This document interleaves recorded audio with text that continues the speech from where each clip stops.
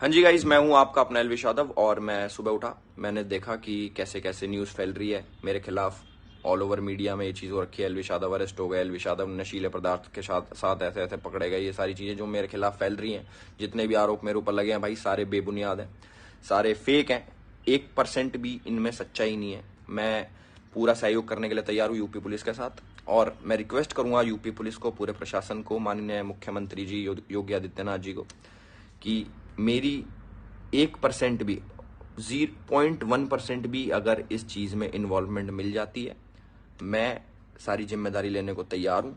और मीडिया से रिक्वेस्ट है, कृपा करके जब तक आपके पास ठोस सबूत ना हो जाए एलविश यादव अरेस्टेड, जो सारी चीज़ें आप लिख रहे हो, प्लीज़ मेरा नाम खराब ना करें।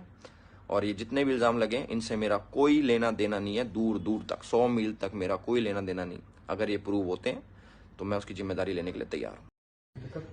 सर, एफआईआर दर्ज हुई 49 में, क्या है पूछना होगा? देखिए, गौरव गुप्ता नाम के एक व्यक्ति ने थाना 49 में एक एफआईआर दर्ज कराई है, जिसमें उसने ये कहा है कि हमने एलविश यादव से संपर्क किया था एक रेव पार्टी के लिए और सांपों की व्यवस्था करने के लिए। उस पर उसने राहुल यादव नाम के व्यक्ति का फोन नंबर हमें दिया था। उसके आधार पर हमने निम्नलिखित लोगों को जो बुलाया था, जिसमें सपेरे हैं और ये राहुल यादव है, और उस पर फॉरेस्ट की टीम और पुलिस की टीम गई थी तो उनको पकड़ा था। इसमें 5 लोग गिरफ्तार हैं, इनसे 9 सांप बरामद हैं और लगभग 20 ml सांपों का जो जहर है वो बरामद हुआ है। इस पर एफआईआर पंजीकृत कर कार्रवाई की जा रही है।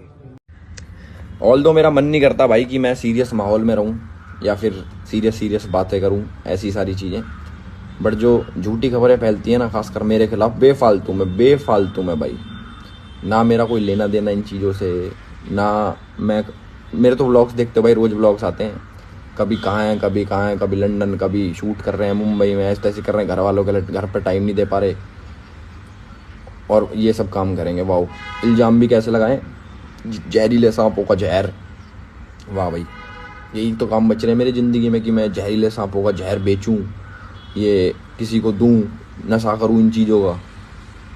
वाह वाह, बहुत बढ़िया। नमस्कार साथियों, सुबह से आप देख रहे होंगे कि एलविश यादव को लेकर के जिस तरह से प्रोपेगेंडा फैलाया जा रहा है। मीडिया अपना काम कर रहा है, मीडिया ट्रायल का। उन्हें टीआरपी से मतलब है, उन्हें फर्क नहीं पड़ता कि कौन फंसता है, कौन बेगुनाह फंसता है या कौन बेगुनाह मरता है। चूंकि एफआईआर दर्ज हो गई है तो लोगों को बोलने में कोई गुरेज नहीं हो रहा। लेकिन सवाल बहुत बड़े बड़े हैं कि क्या जिस जगह पे पार्टी हो रही थी वहां एलविश यादव मौजूद था? क्या उस पार्टी की फंडिंग में एलविश यादव का 1 रुपया लगा था? अगर बात इतनी है कि किसी पार्टी, ऐसी पार्टियां कहां होती हैं या फलाना नशा कहां मिलता है या फलानी चीज कहां मिलती है, तो ये तो आधी दिल्ली को पता है, आधे नोएडा को पता है। क्या वो सब अपराधी हो जाते हैं क्योंकि वो दूसरे को बता देते हैं कि फलानी जगह फलाना नशा मिलेगा? क्या सबके ऊपर एफआईआर दर्ज हो जाएगी? बड़ा नाम था, और खास बात यह थी कि ठोक के हिंदू लिख रखा था बंदे ने। खास बात यह थी कि अभी कुछ दिन पहले गलती से ऐसे जो कर दिया था, जिसपे रैंडम सेना नाम के एक अकाउंट ने ऑब्जेक्शन उठाया, तो उसने अपना ओहदा नहीं दिखाया एलविश ने। उसने तुरंत बोला कि जो गलती मुझसे हुई उसके लिए आई एम सॉरी, मैं आज भी हिंदू हूं, कल भी हिंदू था और कल भी हिंदू रहूंगा। इसको लेकर के आप देख रहे होंगे लेफ्ट विंग वाले किस तरह से एलविश के पीछे पड़ गए हैं। खुद उसी के कुछ भाई बंधु जो लेफ्ट विंग में है, वो अब उसे यादव मानने से इनकार कर रहे हैं। इससे ज्यादा शर्मनाक और क्या होगा? लेकिन मैं एक बात जानता हूं कि सही गलत कुछ भी हो, लेकिन मेनका गांधी का जो स्टेटमेंट है और मेनका गांधी के जिस एनजीओ ने ये आरोप लगाए हैं, एफआईआर करवाई है, उस पे भी तो कई एफआईआर और कई तरीके के आरोप लगे। गायों को बेचने के आरोप लगे, एक्सटॉर्शन के आरोप लगे। ऐसा एनजीओ जिसपे जो खुद बड़े बड़े आरोपों से घिरा हुआ है, वो एलविश यादव को फंसाने के लिए काम कर रहा है। और जब जी न्यूज के एक पत्रकार ने खुले में उससे पूछा, जिसका वीडियो क्लिप भी मौजूद है, कि क्या आपकी एलविश यादव से बात हुई, तो उसने बिल्कुल भी, उसने कहा बहुत सारे यूट्यूबर्स से बात करके हमने ये मतलब इस तरीके का कार्यक्रम ऑर्गेनाइज किया। उसने एलविश यादव का नाम तक लेने से मना कर दिया।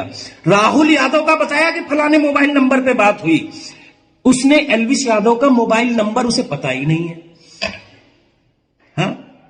अब चूंकि वहां पे कुछ लोग कह रहे हैं कि एल्विस यादव के साथी पकड़े गए, भाई वो सपेरे हैं। साथी और सपेरे में अंतर होता है। राहुल यादव, कुछ लोग कह रहे हैं राहुल यादव का कोई कनेक्शन दिखाओ एल्विस यादव से, कुछ लोग कह रहे हैं कहीं पे कोई कनेक्शन नहीं।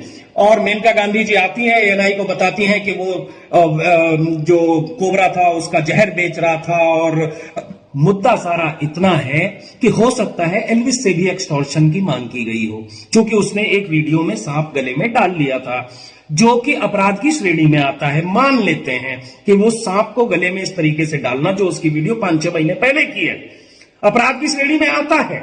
इसके बदले उससे एक्सटॉर्शन की मांग की गई हो सकता है। मैं ये नहीं कह रहा कि ऐसा हुआ होगा, लेकिन हो सकता है। अब एल्विस तो देने वाला नहीं है, सिस्टम है भाई का। हाँ, वो तो घंटा नहीं देगा। इसके बदले ये आपको उन्होंने, क्योंकि मेनका जी खुद लगी हुई थी, झुकने वाला बंदा नहीं था, श्री कृष्ण का वंशज था, साथ में हिंदू, साथ में राष्ट्रवादी, तो इतना बहुत है उसको डिफेम करने के लिए, उसको बदनाम करने के लिए। और मुझे लगता है कि ये जितने लोग आज उसके खिलाफ हैं, इन सबको एक दिन झुककर माफी मांगनी पड़ेगी। क्योंकि कहीं और गलत हो मुझे नहीं पता, कुछ और गलत किया हो मुझे नहीं पता, लेकिन ये जो मामला है, इसकी जो तहकीकात जिस तरीके से सुबह से जो सारे प्रमाण सामने आ रहे हैं, उन सपेरों के परिवारों ने बोल दिया कि हम एल्विस यादव को नहीं जानते कौन है।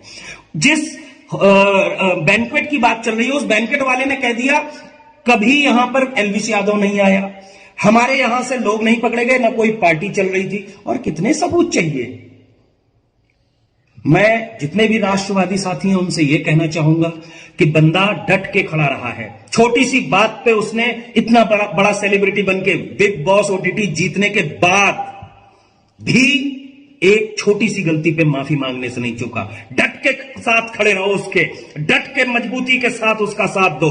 सही गलत होता रहेगा, देख लेंगे। वो आतंकवादियों के साथ रहते हैं, उसने गले में अगर सांप डाल दिया तो अब हम उसकी खिलाफत करें, मतलब ही नहीं बनता। जिहादी सारी दुनिया उसके, जो जिहादियों की दुनिया है वो उसके पीछे है, तो हम जैसे राष्ट्रवादी उसके साथ हैं।